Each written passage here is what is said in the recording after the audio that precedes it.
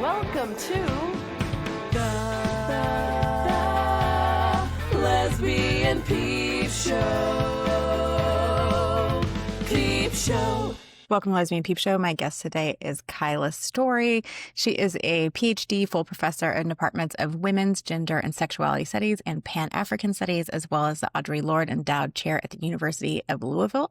She is also the author of The Rainbow Ain't Never Been Enough on the Myth of LGBTQ plus Solidarity, and the co-creator, co-producer, and co-host of Louisville Public Media's Strange Fruit, Musings on Politics, Pop Culture, and Black Gay Life.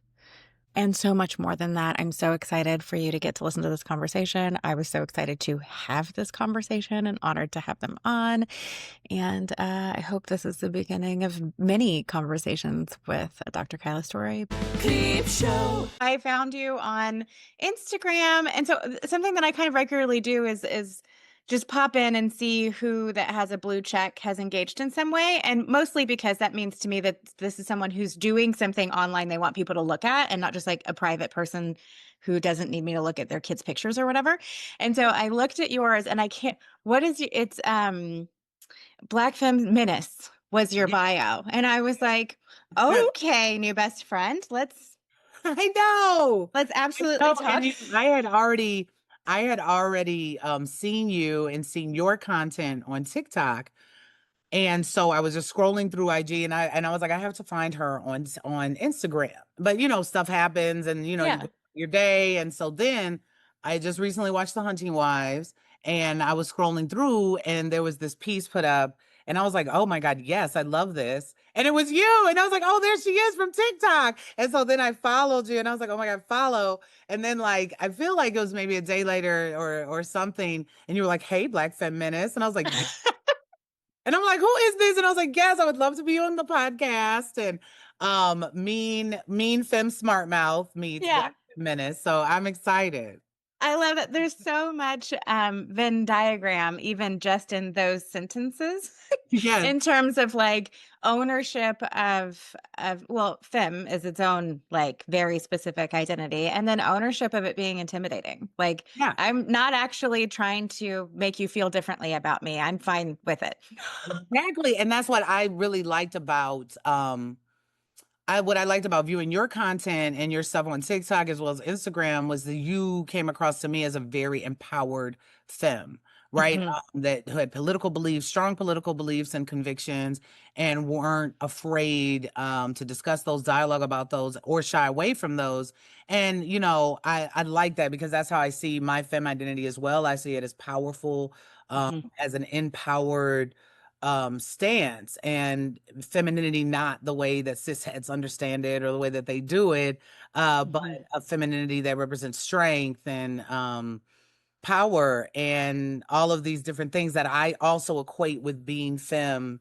And some folks won't. They're like, no, that's masc. And I'm like, I don't see how that is, so yeah, I was like, I was excited. I was excited to talk to you. I have a piece I'm working on about femme as a complex queer identity. I sometimes think that people just sort of equate femme, even within the queer community, as the straight one. The one that's holding on to the male gaze. And I'm like, no, this is just as complicated as any other gender presentation and identity. The way that we see ourselves is so nuanced. And like you said, for me, when I am what some might describe as in my masculine, or even with queer people, I might toss around words that are like that. All of that is my femininity can encompass all of that. My femininity is also vicious and, will eat someone if necessary. It can be scary. Yeah, it can be scary. Yeah. You don't want the femme to really the femme ferocity. You don't want the femme fire to come out. No, and I've written about it. I wrote Fear of a Black Femme, which was an essay. But again, as an academic, nobody reads our pieces. They're in academic journals, but it's in the Journal of Lesbian Studies, and that's my most cited piece because I was dealing with the way that I understood femme as well. And I didn't understand it as an addendum to a butch or an addendum to a masc. So I'm going to be femme whether I'm partnered or not partnered. And the way that a lot of folks were understanding femme was that it was this addendum or this add-on, or you can't see a femme unless you see the masc or see the butch. So I was like, well, one is a separate identity. And then two, femme identity goes back, right? Before we even have ideas of what femme actual represent is a pretty ancient thing in a variety of cultures. And so reclaiming that type of past and infusing it with a kind of queer as fuck's present, right? That's where you get contemporary femmes to me. I mean, that's how I feel like all femmes should be. And I feel like for the most part, anytime I meet lesbian femmes, I meet a lot of empowered lesbian femmes. I meet a lot, and I'd say more so, I meet a lot of empowered femmes that are trans women or trans femmes or non-binary femmes who are very like empowered about what femme means. As opposed to just seeing it as like, oh, this is like baby femininity. It's shorthand for femininity. And then This is bows and long hair. Yeah. yeah. Well, okay. Let's take a minute and introduce yourself because that's a Okay, whole yeah. mouthful, and I feel like we could talk for so many hours. But I want, like, give us not the footnotes. Give us the whole, because every time I looked again, I was like, oh my God, I'm like talking to the president of Black Oh my Femme. God, no. So hi everybody. My name is Kaila Story, and I'm professor of women's gender and sexuality studies, as well as Pan-African studies, at the University of Louisville. I've been there now 19 years. And I'm also the Audre Lorde Chair in Race, Gender, Class, and Sexuality Studies there. I took the position in 2007 when I graduated from Temple in Philly, and they just wanted somebody who would come in and cross-list courses between Pan-African studies, women's studies, also create LGBTQ studies curriculum. So by 2009 we got the LGBTQ studies minor because of some of the courses that I was able to create while I first got to U of L. So now we have that, and most of my research and public conversations have to do everything with race and sexuality and LGBTQ identity in any way, shape, or form. I'm really into pop culture. I'm really into the visual representation of LGBTQ communities.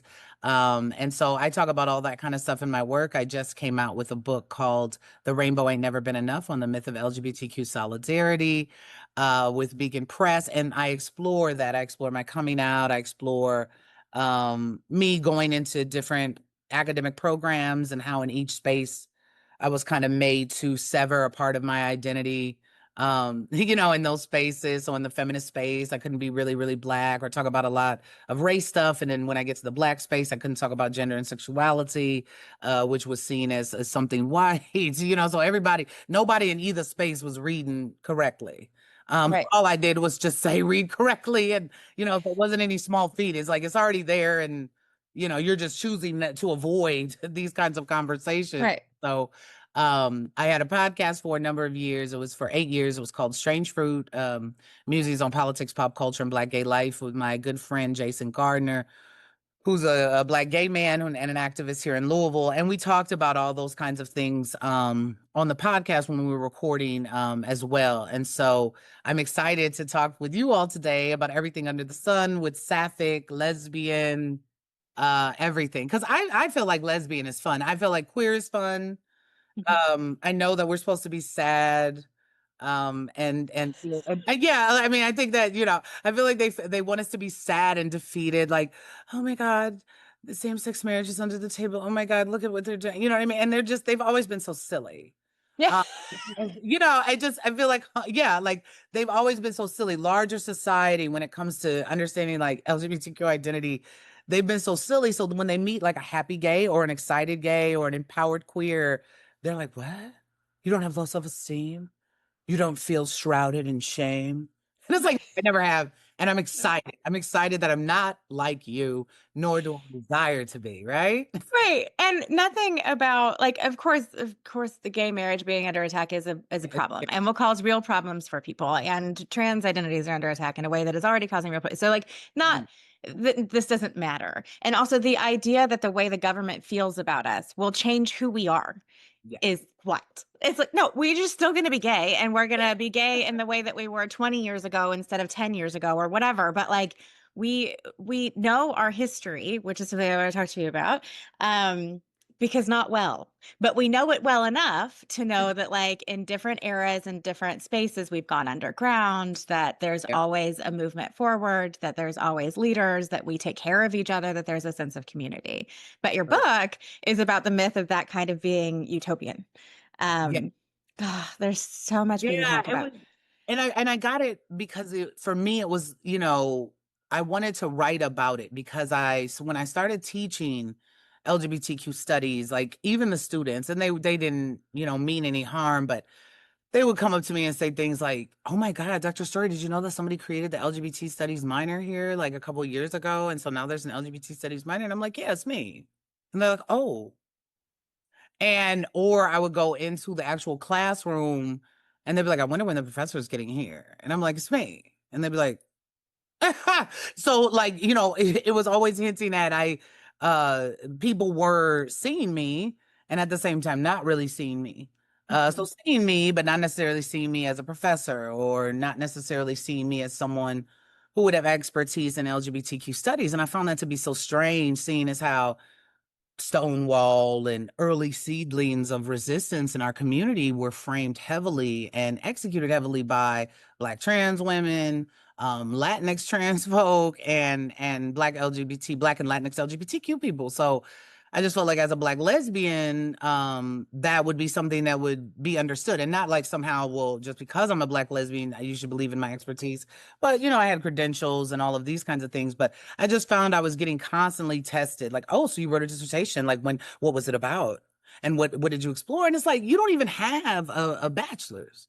Why are you Right. asking me questions about a dissertation? Because you just don't somehow believe that I could have the credential or the qualification. So it just was so exhausting. Narrow-mindedness and lack of exposure just became really exhausting for me. And it ultimately, what drove me to really want to write the book was we were canvassing, me and my friend Jay, we were canvassing for Obama back in the day before he became president for the first time. And we went into a gay bar here in Louisville.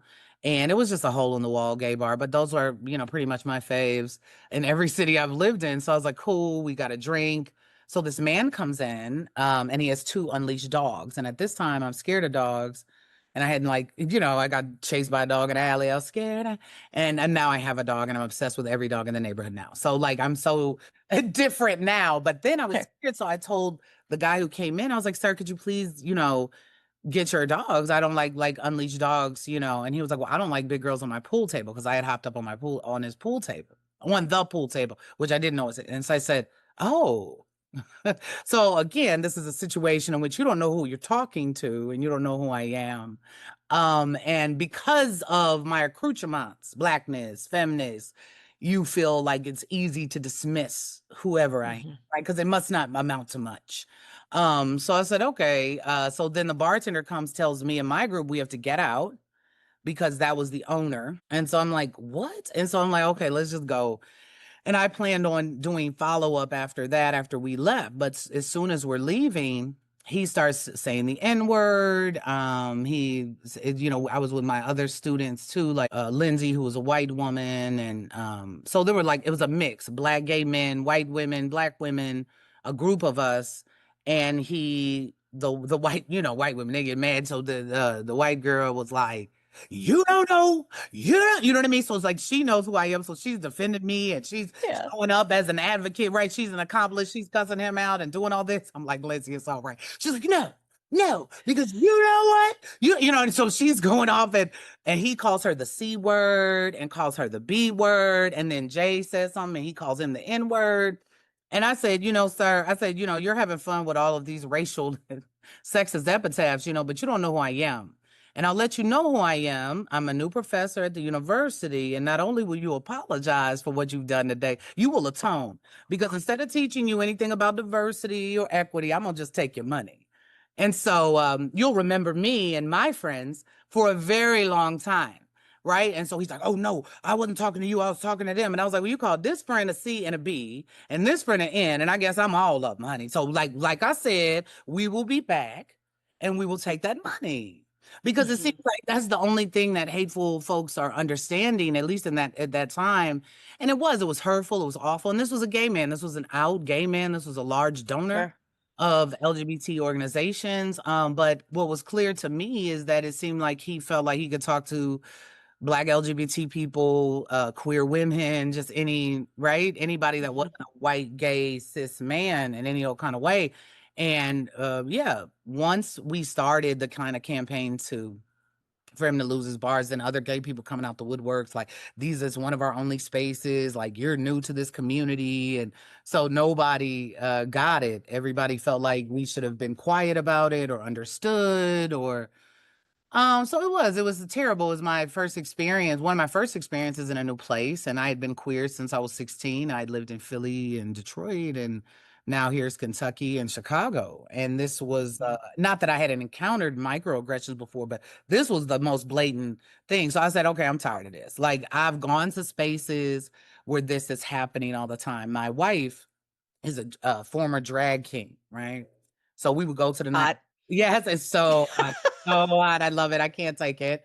And so we would go to the nightclub. I hate that she's actually retired now, but Mm. and she wanted to be. She doesn't need to, but anyway. But that's how we meet. And so we would go to the club, and this is when she would smoke. She used to smoke cigars, those little kind of black and mild cigars. Also hot. Yeah, so like when she was in between numbers, and she's smoking one, and we're in the smoking area outside. And this guy's like, yeah, you shouldn't be smoking those, bro. You shouldn't be smoking weed out here because you could get in trouble.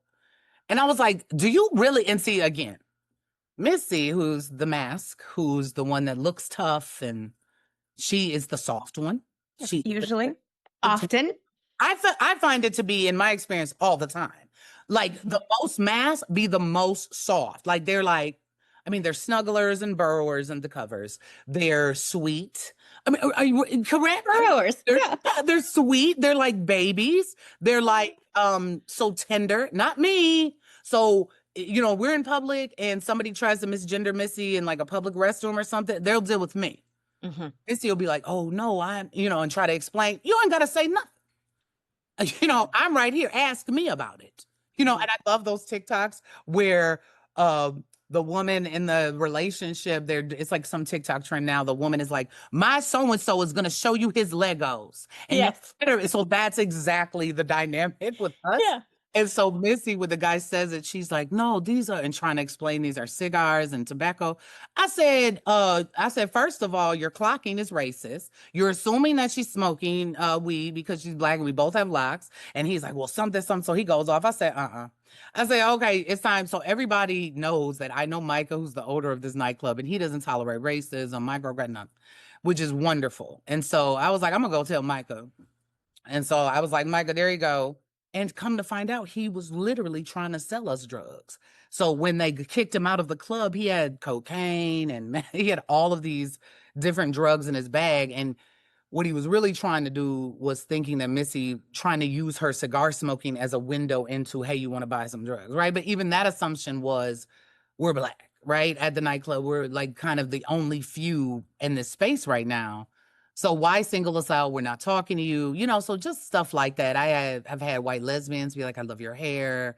How do you do your hair? What kind of style is that? And I'm like, girl, if you don't Google, I'm at the club. Like, I'm wanting to have a cocktail and relax and see, my wife reform, child, but it just be like, girl. And I think like, and this is what I tell my students, I understand that racial difference for folks who grow up in segregated spaces is difficult to wrap their mind around once they become adults, right? Because now they're in a world, all these different people. And so they want to make it known like, hey, I'm not like what you think I might be like, but all they need to do is just say hello. But don't try to do the whole we can vibe culturally, because you don't understand that, right? Your understanding of like Black culture, African American culture probably comes from television and movies, and that's fine. So let's not use that as the connection. Let's use, damn, it's hot outside. And part of this heat. Just something that you would do with anybody who was the same racial makeup. You would just have chit chat, but it's always like, hey, homie, or it's always. Yeah, it's always like, oh, it's like, girlfriend. And it's like, girl, Yeah. I don't even know you. Like, you can just be like, hello. Or you can be like, I really like your hair, it's pretty. And no follow up about the process or let me help you with your biracial daughter. Like, no, it's not a hair salon, and I'm actually not a stylist. And then if I say stuff like, and I get smart, which I'll usually do, and I'm like, I'm a better professor than I am stylist. So I'm like, oh, so you're a professor? And then they get all offended. I'm like, yo, so I just was like so sick of it. And it wasn't just on the street or in the nightclub, it was also in the classroom, it was also on campuses. So I just wanted to write about how before there was this institutionalization of what queer liberation looked like and what queer freedom meant, we were working together against gender and sexual tyranny because of these multi-pronged strategies that folks like Marsha and Sylvia had already been working on, right? Because Sylvia's already working with the Black Panther Party for Self-Defense, the Young Lords. So she's already organizing on behalf of racial justice, which to her is akin, right, to gender justice and sexual freedom. Same with Marsha, same with Victoria Cruz, same with Miss Major, right? So everybody who's doing this, and things like the Compton Cafe riots and the Black Cat Tavern resistance and all of these things that even predate Stonewall. And then, of course, the most badass that we'd always never mention, and I always forget, is Stormy. I love Stormy. Right? Stormy. Right? And I hate that she's missing. I hate that she's missing every time All the because time. it's not just a white woman. Like sometimes there's a white woman missing and I feel like I'm missing, but I'm like, no, this is a woman of color. Some people would assert that maybe there would be a different gender with a different language. It's the tricky thing about queer history, but we know her to be a lesbian, a butch, and a protector of the community. And the fact that she's not mentioned in Stonewall is Right. upsetting to me. Yes, and that's the thing. And it's basically unequivocally like a solid assumption and notion. Like Victoria Cruz, who's getting interviewed about Stonewall years later, talking about Sylvia, talking about Marsha, talks about Stormy being the one that throws the brick, because there's always like, who starts the riot, who throws the brick. And then Stormy herself talked about it later on. And I feel like it was some YouTube documentary. Again, no justice for Stormy. I mean, just a YouTube documentary by a group of like proud feminist lesbians who are probably in a college course. It's such an obscure documentary. And she said that she was getting arrested and she said, why don't y'all do something? Right? Because this was something that was recurring. They were raiding bars all the time. So she was like, why don't y'all do something? So it's either she threw the brick or why don't y'all do, but again, the igniter of everything that happened and unfolded. And what's interesting is the way that a lot of now Black LGBT folk will organize even their parties. They'll hire informal security, which is basically what Stormy was doing. She's patrolling the streets of Greenwich Village because she was like, I got to protect my girls. A cowboy. Yeah, I got to take my baby girls. And she would just go up and down that village. Anybody that was going to try to mess with her girls or harass them or anything like that. And so, because it wasn't law enforcement, right? Because everybody at that time had a huge problem with law enforcement because of the cross-dressing ordinances and also the perpetual harassment. Law enforcement wasn't this protective mechanism for our community either. And so now it's so odd. You go to prides and you see like these cop cars donning flags and stuff like that. So I wanted my young queer students to know these are your beginnings. These are the folks you need to look to for admiration, peace, blueprint. But we have that. I didn't want them to think that what queer freedom was just drag race, because that's a part of it too, though.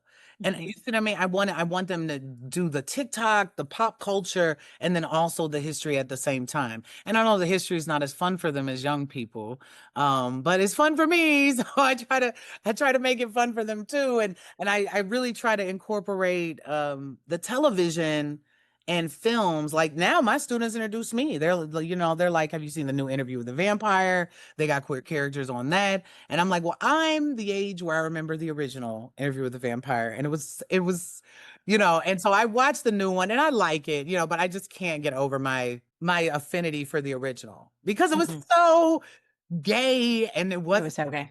It wasn't so good. I mean, Brad Pitt was just he might as well have been Brooke Shields at the same time. Like, I find old Brad Pitt was basically like a top femme And all of in all of his early movies, like not so much Thelma and Louise, but Legends of the Fall.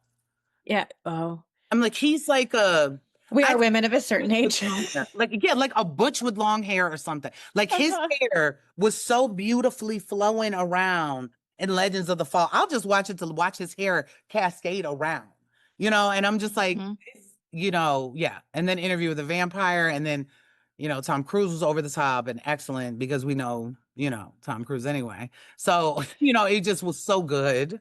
And yeah, so it just, I mean, queer coded characters back in the day were just so significant for me growing up as a queer kid in the 90s. And so anything that had a hint of queerness, I was always like trying to figure out, trying to find it. But no, I'm glad that so much is happening. I feel like so many folks are not in the dark about a lot of the things that I say in the book. So for a lot of folks who read it, it'll be an affirmation, like, yes, this is exactly what we know. And for other folks, it might be a teaching moment, like, damn, I didn't know that, or I didn't think about that, or I didn't realize that, right? So that's what Right.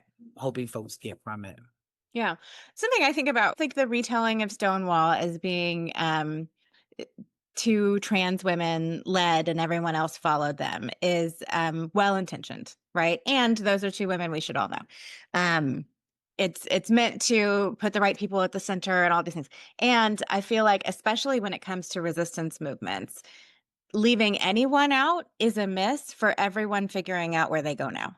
You know Yeah. what I mean? Like, you need to be able to see, okay, so if I was a white lesbian at Stonewall and I was seeing this happening, where did I fit in there? Or where did I not, that I can do better this time as the new ancestor? You know what I mean? But like, all of this needs to be told, because when we decide this is the part of the story that matters, different than centering, but this is the only part that matters, then we miss where we go.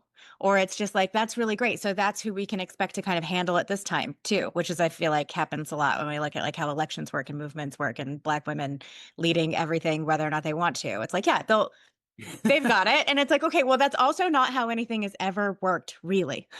Like, That's we need true. everybody to do their part. They're just not necessarily Everybody. the one on the mic, but like, everybody's got a job here, and Everybody. we always have, you know?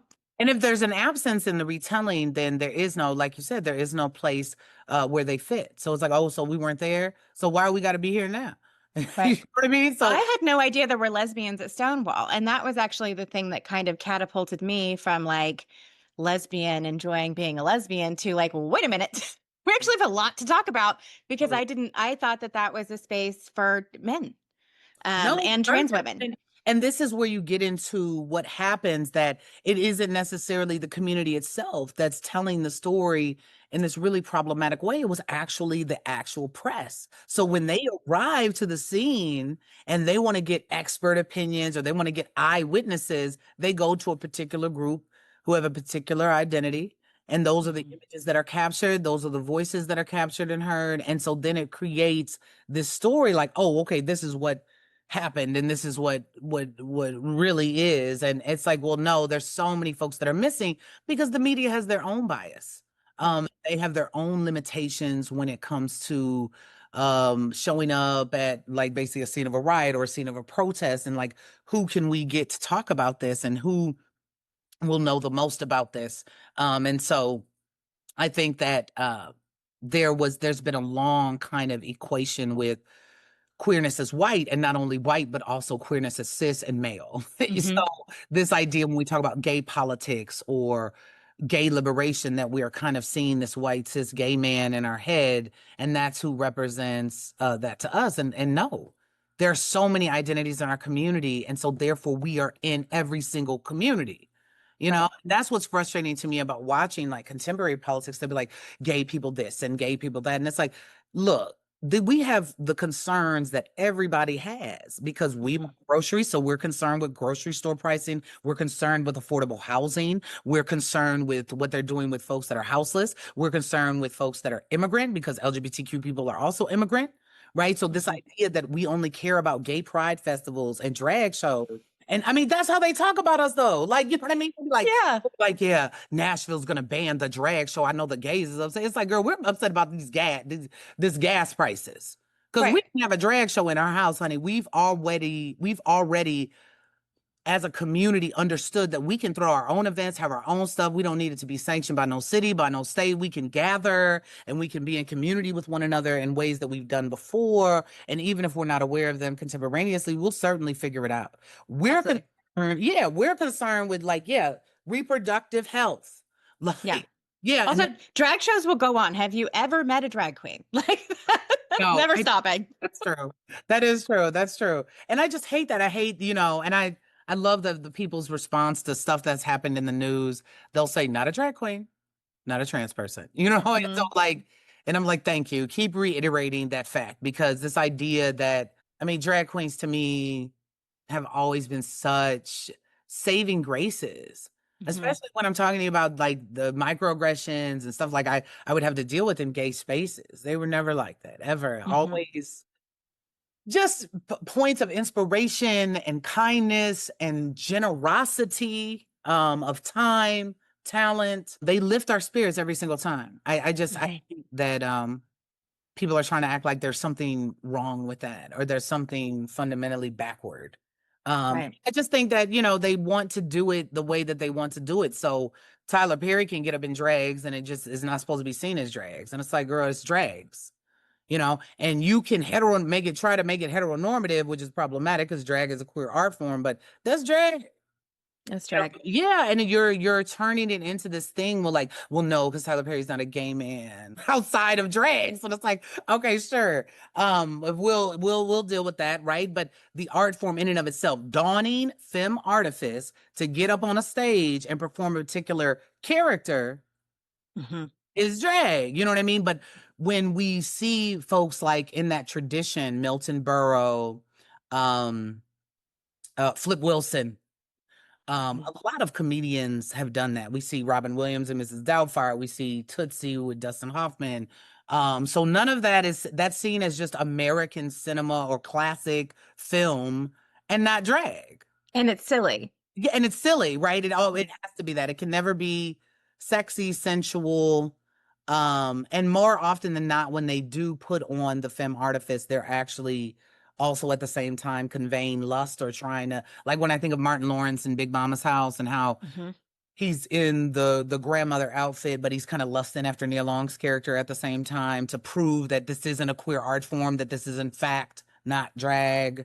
And so it's just like, girl, so they wear me out. Homophobia and transphobia, it just wears me out. It's so ridiculous and unnecessary. And like I said, I've always thought it's been rooted in envy, and nobody wants to make it seem 100%. envy. This is problematic, but whenever there is a whiff of homophobia in the air, I just think you sound like a square virgin. Like you want to dictate what that person whose gender you're unclear about puts on their body. You want to know more about how I could possibly fuck. Like you sound like a virgin. I'm sorry, and I know that I that's not know. right.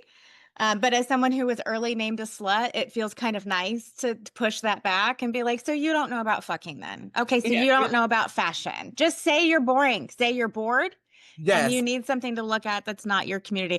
The weirdest like appropriation recently because of the internet to me, which is like related and not related at all, is that trad wives have started wearing day collars. Do you know about this? No. I didn't even know. First of all, like I found out the trad wife thing was fascinating. I didn't even know that I was watching trad wife content. I wasn't watching a Nikki. bunch of them. I was only watching Nara and like Hmm. just because I liked the way that they looked as a couple. Sure. And so I was watching it. And so then I started seeing something in the New York Times about trad wives, and I'm like, oh my God. Is that what I've been watching? I just like the house looks so clean and the food seems so yummy and she looks like dressed up so she don't got no job. So like, I just would like watch it and she'd be like, today the twins were sleeping and I wanted to make a honeycomb butternut squash dish with Lucky. And I'm like, yeah. You're like, this is gay. Yeah, I was like, yeah, yeah. So just to me, it just seemed like I was like, who is this making this extra meal? It was just so extra and over the top, and it almost reminded me of that kind of drag, like it's so extra, And she's like, and so I watched the sunshine come in and had and I'm like, yes, girl, sell it, And so Uh-huh. then I'm like, okay, this is problematic, but so they're wearing day collars. So trad wife are these women who are supposed to be for traditional values. And I'm always confused as to what does that mean to them? So as a And fellow person who enjoys history, we're talking about the current political iteration of the Bible that's removed all of women's stories save subservience. And so which I always find interesting because all the interesting femmes are in the original text, the fucking Lilith and shit. yes, Anyway, so in the political revision that we're in now, women are subs and they are performing as subs. It also is like innately not accurate because a part of that sort of like biblical woman would be modesty and not centering herself. And so being on camera all the time and being the breadwinner because she is sort right, of making not money. that. Yeah. It's the It's like opposite of that. But then day callers come from kink culture and BDSM specifically is to like signify that you're owned in public, and they have started wearing those. Kink culture is also like a big Venn diagram with queer culture. So they're borrowing something that comes from queerness and using it to show that they are biblically feminine. And it's really weird. And I also don't know if they well, know that's what that's I'm what they're saying. I doing. was when you said the collar, I was like, please don't let it be no kink collar. I It thought it was is. some kind of plaid collar or something that was like become their symbol. Lord, that this is what I'm saying. Like, so they're literally cherry picking the version of trad that they want, right? Because it completely runs contrary to the women making money, being breadwinners, and also being like very not modest. I mean, they're made up, they have Yeah. couture and you know, so I thought something in the Bible wasn't it mixed fabrics in the Bible or something on some part. People be talking about that. And so Yes. but then to borrow the collar of kink, and again, they would be the people in the neighborhood who would call the police if they found out that there was a kink sex party happening down the street. So they were at the same time that they have their kink collar on during the day, making muffins for all their kids. They'll call the police on the kink party if they find out it's in their neighborhood down the street. If they aren't the ones having it, which is what happened with Secret Lives of Mormon Wives. It's also interesting. I'm like, you just want to fuck. You just want to fuck and you want to like enjoy your body and enjoy how you dress. And then there's also some part of that you want to belong. And so, what I would wish to share with them, should any of you be here, is that you can belong and also leave other people the fuck alone. In all of my life, I have never wanted to take any sort of religious doctrine from these people. I just want you to leave me out of it. I, Even if you think I'm going to hell, think that privately and don't make that fuck with my life.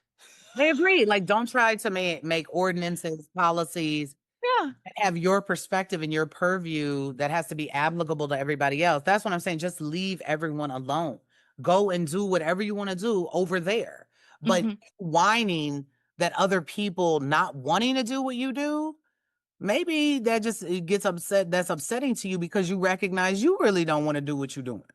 Because Yeah. that's the only thing to me. Like, I'm not really bothered by people doing what they want to do, the way that their marriages are, the way that the relationships are. Whatever you want to do, that's fine. Do you have fun, be free, let have. So I don't get and understand the people who are constantly like nitpicking about other people's lives and the way that other people do things. And so to me, the only people that do that are envious people and jealous people. And Right. so yeah, like to me, you're jealous. You're jealous that your sex, right? It has to be is only understood service and sacrifice. That's not how my Hmm. sex is understood. My sex is understood with consent and pleasure. And so I find it to be unfortunate for you that you have made yourself fashioned a life for yourself where sex is only permissible so long as it's sacrificial or in service of. Hmm. So yeah, I get you looking at queer folk and being butt naked in the street and glitter and having a ball with their bodies and sexualities and their connections. I could see how you would feel very confined by that, how you would feel very imprisoned by the visual representation of that freedom. And so therefore it's like, oh no, but that freedom is against God.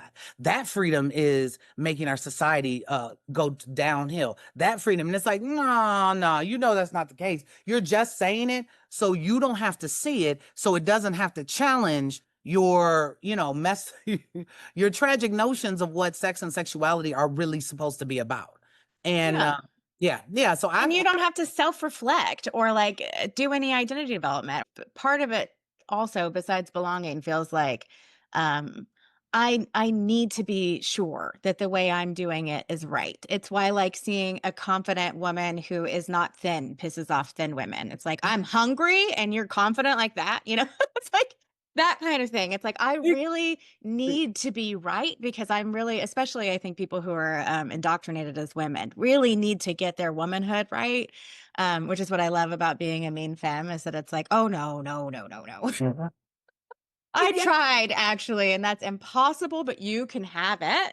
And And I listen, agree, I'm doing it wrong per you. But that like white knuckling what it means to be feminine, what it means to get it right, what it means to be moral, it justifies everything that they've given up. It justifies all of the ways they haven't explored their personhood. It justifies who they are. And they need everyone else to be on the same page. Whereas like queer people are just not, that's not our culture. It's like we get that we're at odds with things, and that's not the point. We're just going to keep coming up with new genders. That's what we're going to do. yeah, we're Bye. gonna keep adding to the acronym, and you know, to much to everyone's chagrin, the acronym is just gonna get bigger and bigger and bigger, and you're gonna have to learn more terms, and you're gonna have to learn more pronouns, and get used to it. Because that's Mhm. what I'm saying. Like we get to, as human beings, imagine a future, a life, and a world for ourselves where we fit right in it. And like I tell my students all the time, heterosexuality is just common. It's not normal. Right. It's just common. Agreed. I'm not a common girl.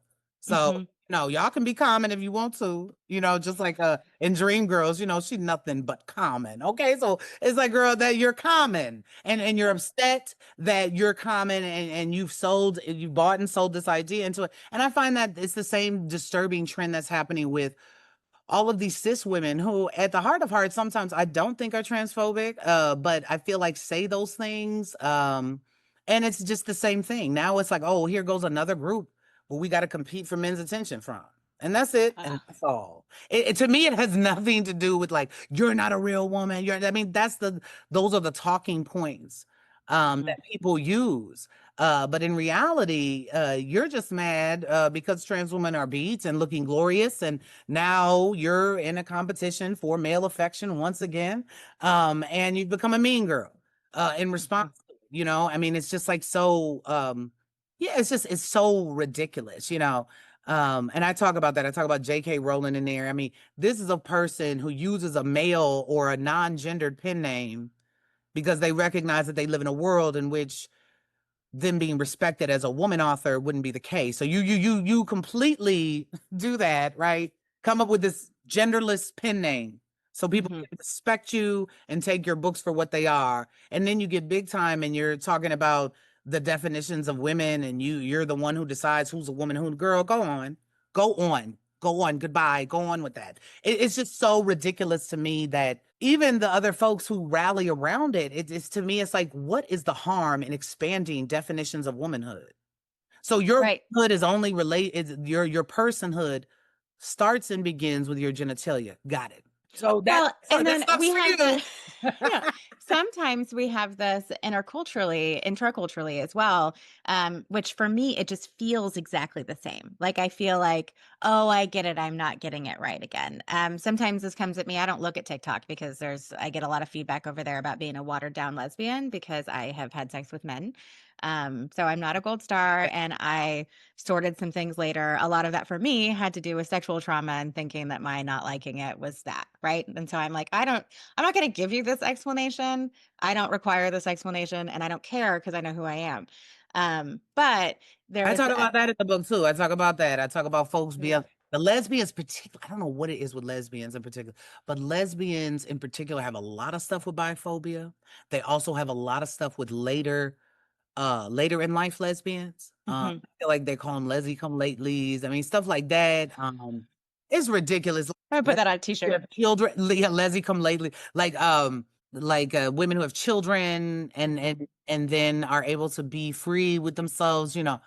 And I don't understand why queer people do this to one another, seeing as how all of our journeys as queer people are different and unique and special, and they should be, you know, again, not seen as something to dissect and not seen as something to, you know, oh, well, you've been with a man, so you're not a real lesbian. It's like, what?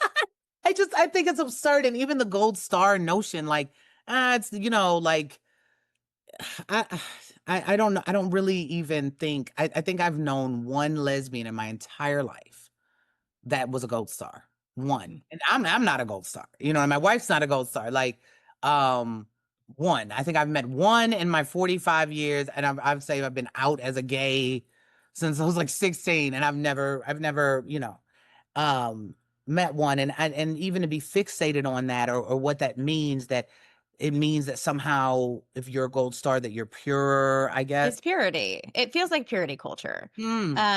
And That's I'm what it seems like to me. disinterested in that. And I feel like it's the Right, same in a kind of queer. thing.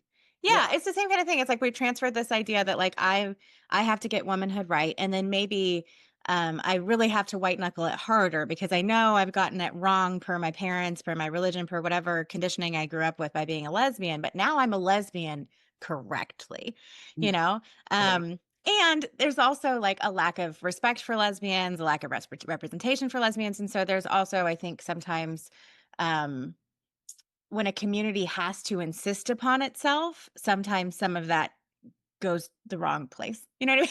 That's true. That's true. When you're trying to create like definitions and boundaries for your identity or for your communities, and in a lot of ways it can be very limiting. It makes me think of when Dorian Corey, I know you've seen Paris is Burning. Of course. So Dorian Corey, when she's in there and she's talking, and she was like, the early balls were about, big beads, bows, feathers, bugle bees.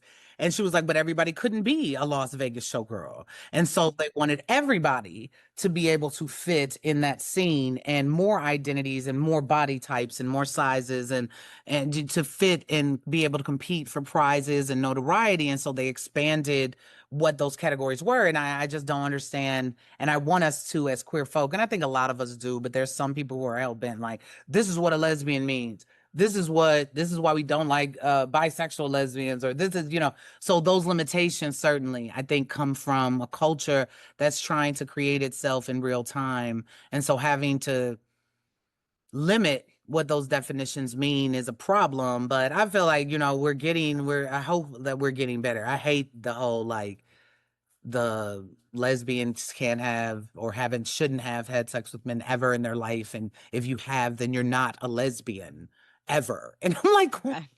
I'm like, where does this come from? Where does this come from? I mean, everybody's favorite, like Audre Lorde, right? I mean, she was like in a marriage, like in a straight marriage. She had a kid and all of this. I mean, so and so I'm sure no one would argue that she wasn't no lesbian. Right. I also identify as slutty. So it's like, fine, if that's what you think about. I've tried a lot of things. Okay. Yeah. And I committed to the bit. Yeah. Um, Yeah, I just think that if you find yourself in a situation where you're being the hall monitor of queer, that maybe we've gone off course a little bit. And for me, sometimes there are people who identify similarly that I do and define it differently, including lesbians who feel more rigid about what those definitions are, and it doesn't threaten my identity. In the same way that I feel like we understand this, and even in hetero culture, actually, because you like understand that most people who are cis women have really different and important to them definitions of womanhood, Yes. and that doesn't threaten anyone else's definition of womanhood unless like you're on a Christian crusade about it. And so we can have the same labels and define it differently, and that can be okay. And that doesn't have to be at odds. And it certainly doesn't have to take anything from me if you're using the same word that I am and you mean something different when you say it. I know. I don't think that difference is a bad thing. And we as a queer community should really understand that difference isn't a bad thing. But we've been socialized in the same beast as everybody else. And so we sometimes tend to lean into that socialization more so than being creative enough to come up with other things, or being open-minded enough to say, oh, not me, but they can do them. And so we'll lean into that socialization, like these are the rules, or these are the parameters. And it's like, there are no parameters and rules with queer. Like, don't you get it? It's like, but that's what people want it to be. People want there to be this kind of structure and these definitions, and um, and we don't have to. We don't have to do that. We can do what we want. We define, ourselves for ourselves every day, and that should be good enough. That should be good enough because it's our life, and it's our community. It's, and I think that people should have the freedom to be themselves. And we used to have good messaging on television about that. And I think that TV and stuff is getting better with its representation about that. But yeah, people get so scared of difference of any kind. You're a lesbian and I'm a lesbian, but your way of doing lesbian is different.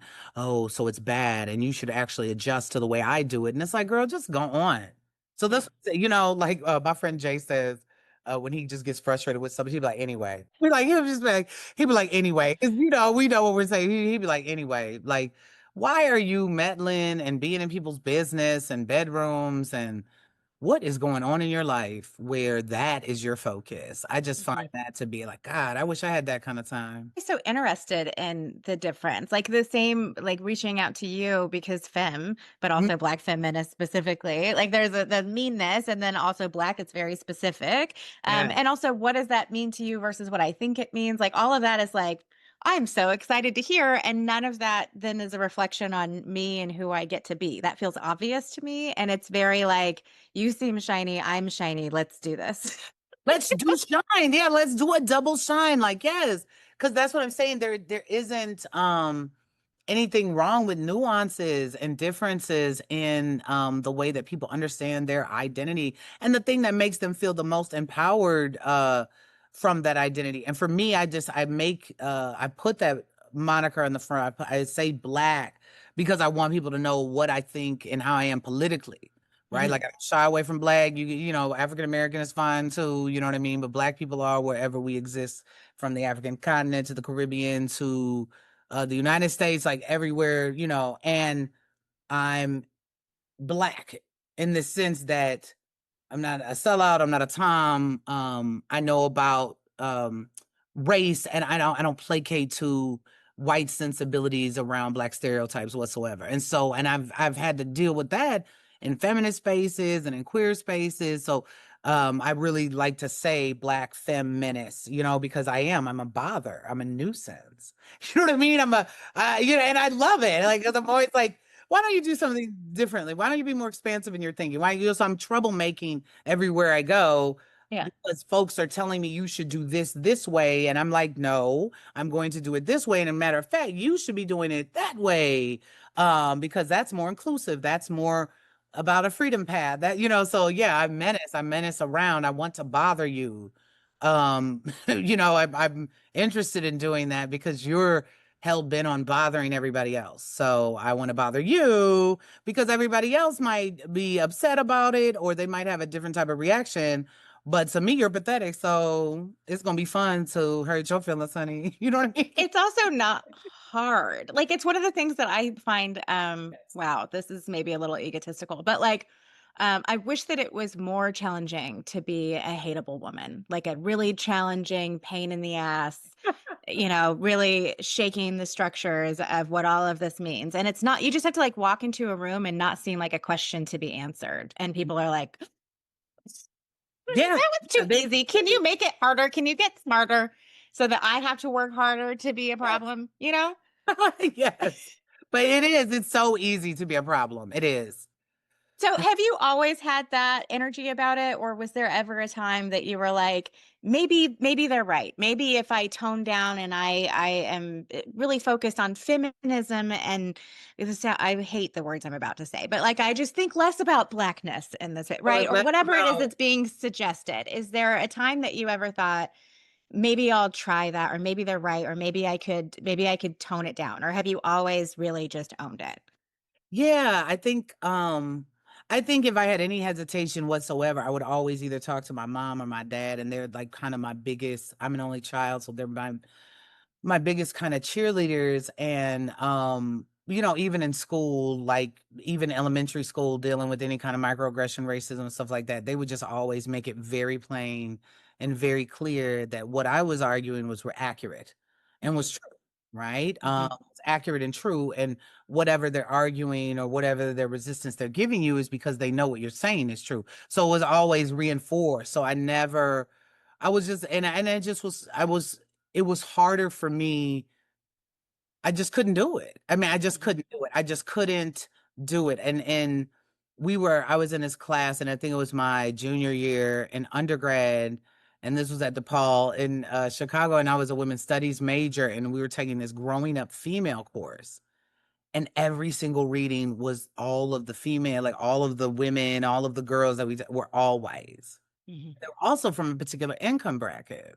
Mm-hmm. So they were middle class and rich. And I guess in the 90s, well, in the early 2000s, I guess white girls started beating each other up or started fighting in school. And it was this big thing because that was something that the hood girls were supposed to be doing, and black and Latinx schools, and not like the suburban girls, but they were starting clubs and they were getting buck. And I'm like, wow, I mean, I've never heard of this. This is interesting. And I want to know about this, but I also want to know what's going on with other folk in the United States who identify as women. Right. And she's like, well, we're not going to do all that. Or we're talking about, this is what it was. We're talking about all women. No. That's what they would say to me. Like, we're not focusing on just a specific group. It's everybody. Oh, so white is everybody. So white is universal to you. You understand whiteness to be universal. So it was always teachable moments, like, and then they would just kind of cower. And that's what I said. Like you said, it's too easy. Like all it takes is one initial pushback. They don't have much. They don't have much evidence. They don't have no textbook. I mean, they don't have any evidence to believe what they believe. There's no study. There's nothing they can point to say, well, this is why I believe in particularly what I believe. So as you challenge one thing and they just fall apart, because this is not based on anything but trying to knock another person down or trying to make another person feel defeated in what they're doing, you know. And just like when I get into Black studies and they're saying, well, you know, there's no word in any African language for queerness. And, you know, I'd already read Maladomas Somé because I was gay and I wanted to know about it, and I was a nerd. And so my first thing was always books, and it was also movies. And so I had already read Of Water and Spirit by Maladomas Somé. So I already knew about gatekeepers. I already knew that queer, trans, all of that was incorporated in multiple cultures worldwide, Asian, Latinx, African, where queer people had a certain position. And the way that Maladomas Somé talked about it, they were seen as spiritually higher than everybody else because they were able to have queer sex. And so back in the day, they were like, wow, y'all able to have some sex with each other? Wow, you must be higher. You must be spiritually on a different plane than the rest of us. We just the rustlers, like y'all the real ones. So they were known as the gatekeepers in Burkina Faso, and all of this predates colonialism and all this. So again, you trying to come and tell me that you know, the only reason why you think that is because you identify as a feminist and you're white and queerness is white. Girl, go on. That's what I'm saying. They have no evidence. They basically expect to make these blanket statements, and then the person they're making them to be like, you know what? Gayness is white. It's like, girl, shut up. You sound dumb. You sound So that's what I'm like, you sound dumb, or you sound uninformed, or let me teach you because you're going around here saying something that's just not true. So it's that kind of stuff. But they make it easy. I think what they're counting on is just that we live in a bullying culture, and bullies are able to get away with a lot, and they think that also means intellectually. So someone isn't necessarily going to physically accost you, but they'll try to emotionally and psychologically by dismissing your identity or dismissing your conviction about certain issues. And it's like, girl, bullies didn't work for me in high school, and they really ain't working now that I'm grown. And you're not smart. So there's also that.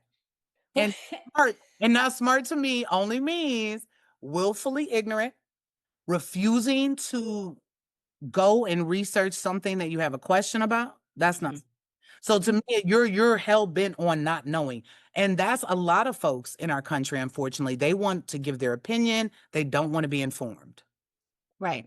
Or just hear anything different. I'm always trying to understand, even people who I'm adamantly opposed to. How did we arrive here? And is there anything one of my like random fantasies is that there would be some sort of app that I don't actually want because it would be very intrusive. But I would like to wear like a Google glasses where as I'm passing people, I see things we have in common.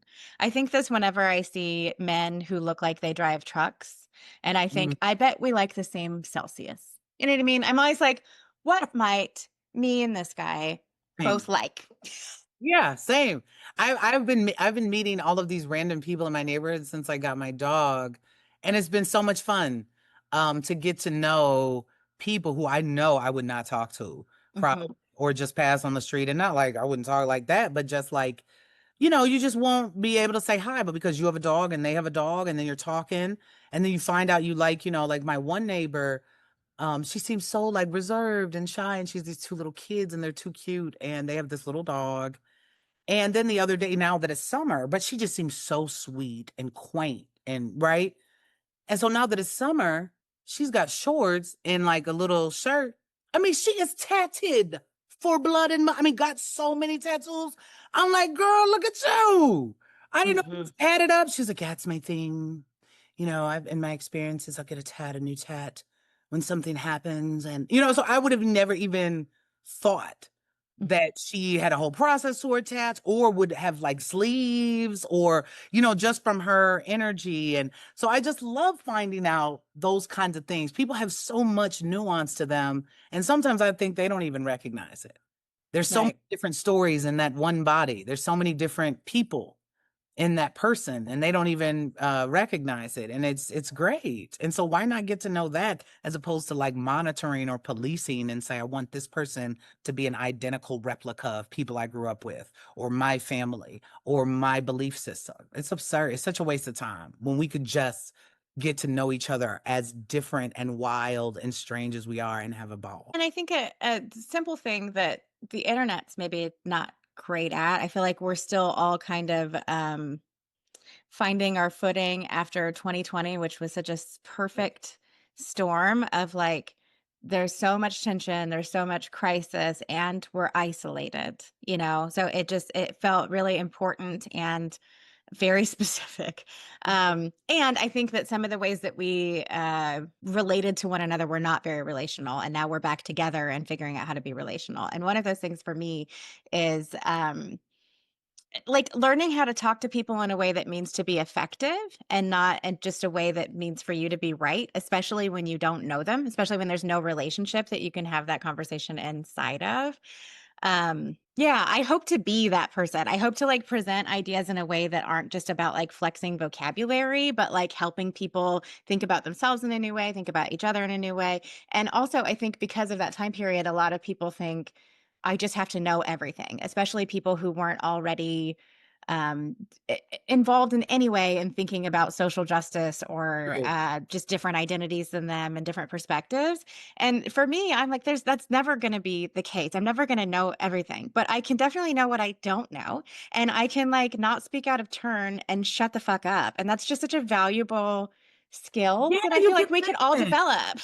Yes, and that's what I think, that's so important. And yeah, and even me, like, even if I have studied or have credentials, like there's stuff my students teach me all the time, because as they say to me, I'm an old gay.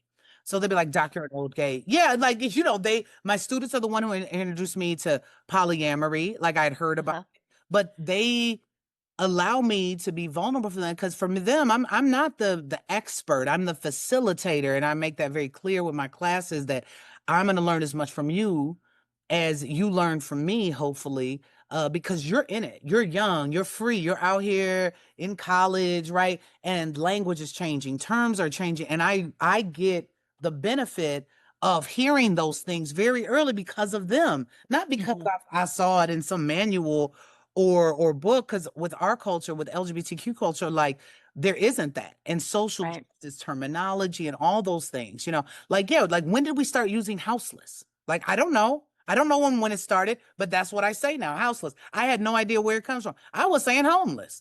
And then my students are like, well, as a houseless person, I'm like, oh shit, it's houseless now. Got it. You know what I mean? I don't know why it's houseless now. I don't, but I'm gonna say houseless. Everybody's using houseless, right? But like you said, sit back and listen.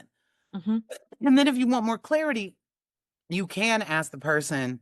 I feel like, as long as it's not like how you do your hair and that kind of stuff, but stupid stuff like that. But like, yeah, but like, so why are we using that now? And what does non-binary mean? And what does half ab mean? And what does certain terms mean?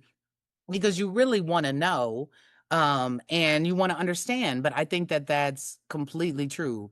I'd rather a conversation in which folks learn than they leave feeling alienated and defeated, and like silly because they didn't know certain terms. Those terms are always changing. I feel like everybody feels self-conscious, even the most educated. I have colleagues call me all the time and be like, okay, so they're saying now students are using this or that, or and they'll ask me all the time too, because they don't want to offend their students and they don't want to ask their students directly. And I think we should live in a space in which we can engage in that way. It shouldn't be this given that we all know how to speak these terms and these definitions and that we know everything there is to know about them. Yeah, especially inside of queer, because to your point, I have a teenager, which is how I get, and I have friends of intergenerational friendships. But like, Mhm. I often don't know what a word means in queer, and also the other part of that that feels important and is sort of back to the hall monitor conversation is that like it means different things to different people, and so we had this well, inside of queer culture, but also very much directed at straight people, I think about like trans women are women, trans men are men, and like just getting this like basic pass that feels like the same sort of language as like Black Lives Matter. It's like, here's a basic thing that I need you to be able to affirm. There's a lot more to think about, but this Yes. This a is basic basic, thing. Yeah. understanding. And now within transness, there's people who are like, yeah, I'm a trans man, but I identify with lesbian culture, or I am a trans woman, but I never wanted to be a woman. I wanted to be a trans woman. And so there's like different people have totally different definitions inside of that. And then you have people on the internet fighting about like, we learned this. And it's like, yeah. And individuals are asking you to know them specifically. And language evolves really rapidly, which I think we're also not great at identifying. We like learn a thing and immediately start policing it instead of being like, I actually just learned this. So maybe you want to Exactly. know it too. Exactly. That's so true. Can I ask you some lightning round questions? Yes. I'm mad that we didn't talk about the hunting wives, but I'm glad I got to talk to you about it. So I guess you'll have to come back and talk about the hunting wives. What's your favorite part of being a lesbian? My favorite part of being a lesbian. Oh my goodness, my favorite part. Oh my God, I don't want to be vulgar. I think my favorite part of being lesbian and a femme lesbian specifically is being able to interact and with other women, and they sometimes won't know that's how I identify, and that's who I am. So like talking to them and they'll be talking and I'm like, you're sexy. You don't even know you're sexy, and that's like in my mind. And so I love being queer in that way, in which it still sometimes can function as covetous and as a secret. And um I guess that, yeah, that's probably like my favorite part. Being able to notice women, look at women. Cause when I was young and I would do it, I felt so scared about doing it and I felt so self-conscious and awkward. And now I don't. And so that's my favorite part. Is like, yeah, I mean, not to be a pig or anything, but not like assessing women. But yeah, Sure. I love women. I love all types of women, and being able to flirt with them, look at them, see their magnificence. I love it. That's why I do like lesbian dive bars too, just to be amongst everybody. It's like, oh my God, everybody here's a dive. Yeah. It's Yeah. so refreshing. It's so much fun. It's like a secret world.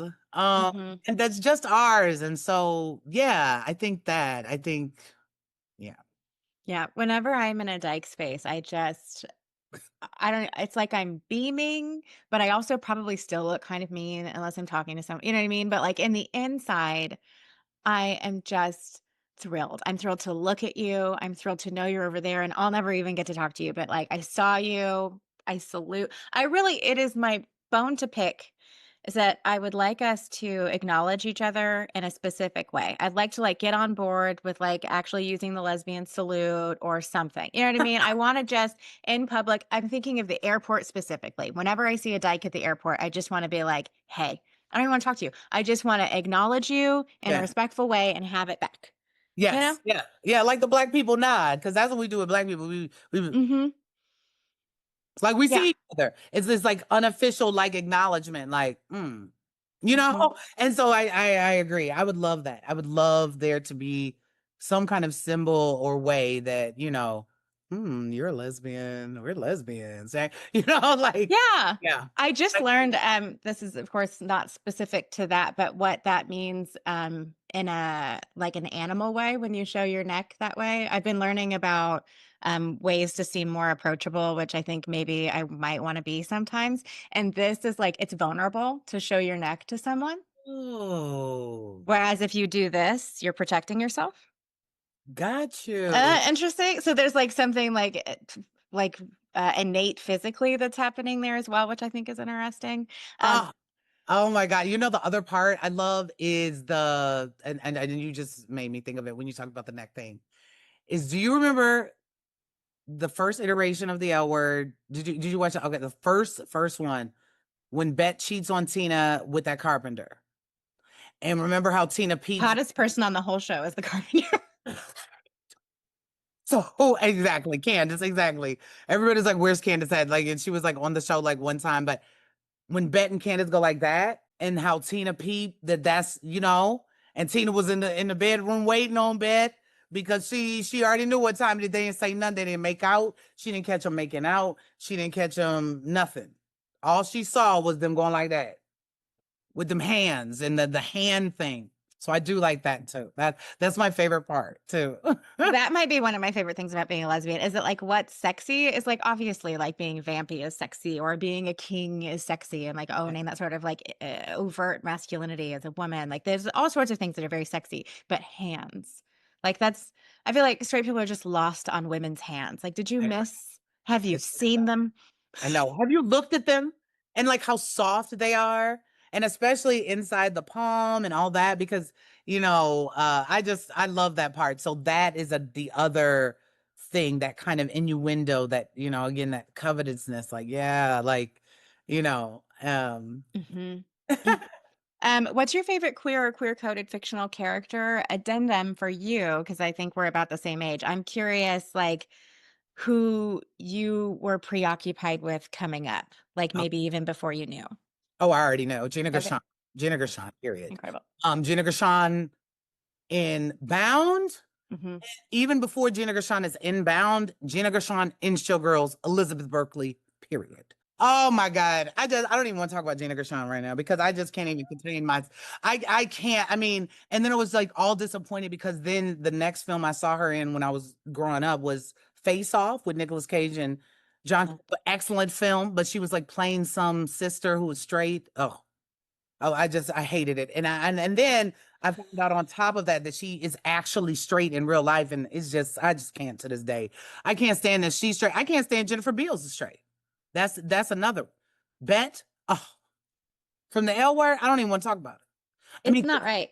Bet from the L word so Gina Gershon all day when I'm young, like, oh my God, Corky, I think she plays Corky in Bound. And she's like, yeah, I made you some coffee, Corky, Jennifer Tilly, her sexy ass, and so like, uh, yes, that was like the formative years was that I definitely was into Gina Gershon all day long. And then as I grew up and L word comes out, I think I'm like 25 and I was like, oh my God, Bet was and it's such an interesting thing. There's a part of me that feels like I was kind of like Bet, even though I have nothing to do with the art world. I don't dress impeccably like her, but the energy, right? I'm like, Mhm. of that character, but then also just such a sexy character. And I just don't understand how Jennifer Beals gets to just be straight outside of that character. I mean, I get it, like that's her identity, but it gets on my nerves. I And agree. I agree. I feel the same way about Natasha Lyonne because she oh, also is in all this queer canon, and I'm like, well, just shut up about it then. I don't know, like, don't put your is straightness in our she straight in faces. real life? Yeah, No, yeah. I'm sick of it. Here's a term that I'm floating, and since you're an academic, maybe you can solidify this. A term that I would like to float to the community is straight insisting, which I feel like is respectful of someone's identity, and also it's a specific thing to insist that you're straight. You know what I mean? Love that. That's a specific genre, and I would say Natasha Lyonne, I'm sorry, but I think that you're straight insisting. I agree because it's like, why are you even saying you're straight in any capacity? I mean, from but I'm a cheerleader to Orange is the New Black to Right. down what wasn't she in something with the Slumming in Beverly Hills or something with her family. It's just like you're always at Dyke Night, ma'am. I'm just saying. You don't miss one. I don't know why she's doing that. I don't know why Jennifer Beals continues to lie about her identity as well. I mean,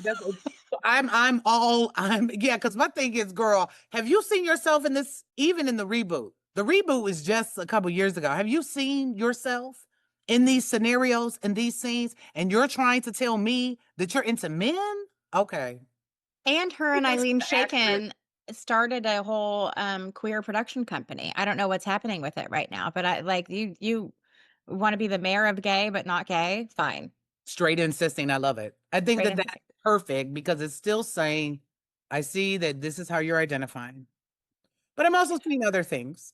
And so you're insistent upon the way that you're so that's fine for you. Yes. And I agree. Same with Gina Gershon. I just feel like there are some actors and actresses where I'm like, why are you trying to make fetch happen? Like you're gay. That's all you're gay. Stop trying to make fetch happen. Like Not gonna happen. because this fulfills my fantasy this way, so yeah. Yeah. Every time Natasha Lyonne pops up somewhere, I just like go away. It just makes me She's the best. She's the best accent, her voice, everything. Oh my God, did you see her play a lesbian again? Did you see If These Walls Could Talk Too back in the day? Remember, she's in the lesbian house in the second vignette where they're all like college students. Ugh, that's another one. She's like an exquisite gay. So Kate Blanchett, this is rude. I'm gonna have to take this out. But you know who that is, right? She was in Tar recently. First of all, I'm really tired of lesbian icons being straight. Like, can you not be a lesbian icon and straight? But also, she's married to this man. Who is that? That's her husband. That's her husband. Straight insisting. Based on what? Like, I just... Maybe that's what I'm saying. We don't know. We don't know what happened. Is a magic moment, magic night, or is just straight into another example of straight insisting, And some of us in the community are insistent upon being straight, and that's just a part of how it works. Yep. That's what I think. Because no. Okay, what is your favorite queer place is another question that I have, but more specifically to you as a Black Femme Menace. Where would you suggest another Black Femme Menace go that you're like, this is going to be good? You're going to like it here. Oh my gosh. I don't know. I'm trying to think. Like, I really like my nightclub here. It's called Play Dance Bar, and there's one in Nashville, Tennessee, and I like that one too because it actually has like a food court bar in it. Oh my God, yeah, they like pretzels and cheese and fries and mozzarella sticks like at the nightclub. It's like perfect. But I love a snack. Right, it's time for a snack. You're drunk, you know what I mean? So, but like that's the perfect place to me in Nashville. But in Louisville, yeah, it's the best. It's the best LGBTQ space that I've been in. I'd say like ever. In terms of the management and the things that they just don't tolerate and accept in that space. So I feel like it's such a welcoming space, a fun space. The bartenders, all those kind of folks are great. So I feel like, yeah, if you ever are in Louisville, Kentucky, which, you might be. Come to Play. Yeah, you might be in Louisville, Kentucky. Or if you go to Nashville, go to Play Dance Bar. It's so much fun. Great ownership. And I feel very free there, for the most part. Yeah. What is something you wish you could tell your younger self that you know now? Hang on. Hang on, I guess. It makes me feel I mean, when I think, I'm sorry, I'm like doing this, but when I was young, being so scared of how I was gonna have to navigate the world as a Black woman, queer person, not knowing if I'd be able to, not knowing if I would be just not knowing that I would be okay, right? And I am, and I'm actually well. Yeah. I would tell my younger self to hang in there, hang on, because it gets so much better. It gets so much better. So I would say that as a kid who comes to their identity in like the 90s, where there's gay marriage bans and bans in the military and gay people couldn't adopt children and foster. They couldn't foster children. They couldn't marry. They couldn't and demanding that I be seen for who I was and that who I was okay. That was it's been hard. Mhm. And but I'm well, I mean, I'm best well. Like cry I feel grateful to be sitting here in this seat in this way after all this time.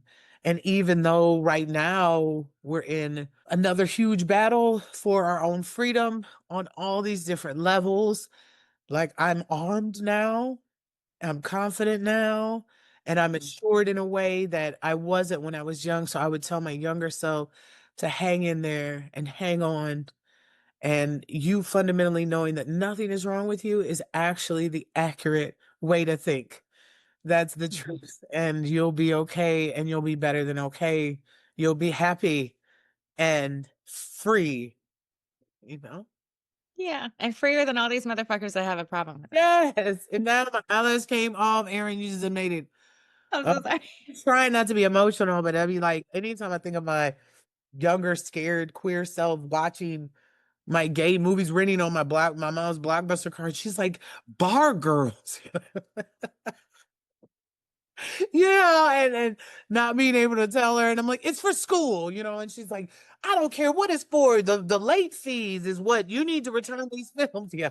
I need you to worry about gay late fees. Yeah, so like, I need you to worry about the late fees. I don't care nothing about the content. What is the late fees? So yeah, like when I think about, the written VHS tapes, trying to understand who I was, and being so scared. It's just Yeah. it's what. Yeah. Are you held now, like by your community, by the people in your life? Do you feel Yes, like I you don't feel have to so hold that? supported.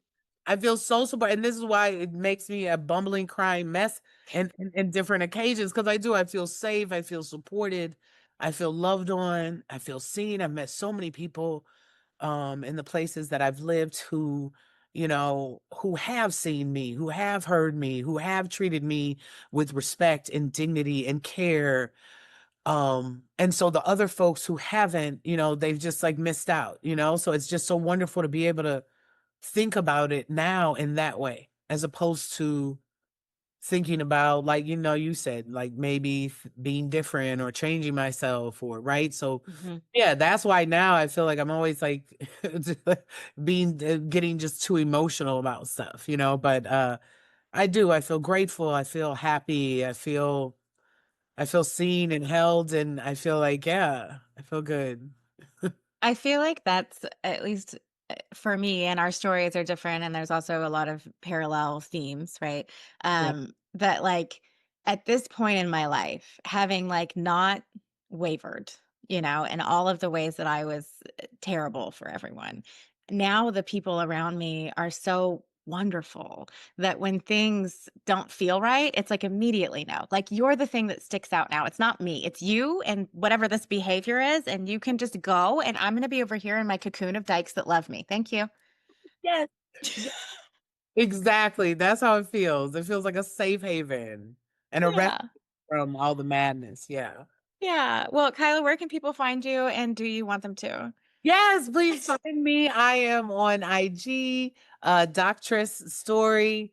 So it's three S's. So I call myself Doctress Story. I made it up a long time ago. And that's me on all platforms. If folks are still on Facebook, I am. I know it's like people are like, get rid of it. You know what I mean? But my family and like a lot of seniors, a lot of Yeah. the elders are on there. So Facebook, Kaila Story. I got rid of my ex account after 15 years, maybe a year ago, so I'm not on that. But I am on Threads, and it's the same name, Doctor Story. And Blue Sky too, even though Blue Sky is like boring a little bit right now to me. I'm more on Threads and IG more often than not. But that's where you can find me. Thank you so much for doing this with me. Thank I'm like you. honored to meet that you're the president of Black Femmes, I think. And I just am like, Thank what? I you. got to That talk to makes you. my day. That makes my day. Thank you, Erin. I've enjoyed this so much. Thank you. Creep Show.